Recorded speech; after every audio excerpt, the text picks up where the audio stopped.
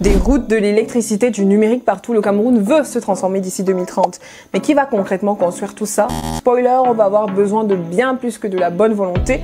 On va avoir besoin d'ingénieurs, de beaucoup d'ingénieurs. Éclairage avec Axe Média et l'école supérieure d'ingénierie et de finance, ESIF. Le pays veut multiplier par 5 sa production d'électricité, bitumer 3000 km de routes, digitaliser ses administrations et services, mais chaque année, seuls 500 ingénieurs sortent des écoles camerounaises. Pourtant, il en faudrait au moins le double. Pourquoi ce manque est-il un frein au développement du pays? En fait, un ingénieur, ce n'est pas juste une blouse blanche ou quelqu'un devant un ordinateur, c'est un bâtisseur, un visionnaire, un résolveur de problèmes. Il y a des ingénieurs en génie civil qui construisent nos routes et nos ponts, ceux en génie électrique qui rendent l'accès possible à l'énergie, les ingénieurs en informatique qui rendent nos services publics plus intelligents et efficaces, et ceux en industrie, en mécanique, en télécom qui transforment notre économie. Mais aujourd'hui, ce profil polyvalent manque. Or, sans ces ingénieurs, pas d'infrastructures modernes, pas d'industrie compétitive, pas de transition numérique et donc un développement qui stagne. Les IF se proposent donc comme une solution. Des futurs ingénieurs commencent par 2 années de classe préparatoire au Cameroun avant de rejoindre une école comme l'EPF en France,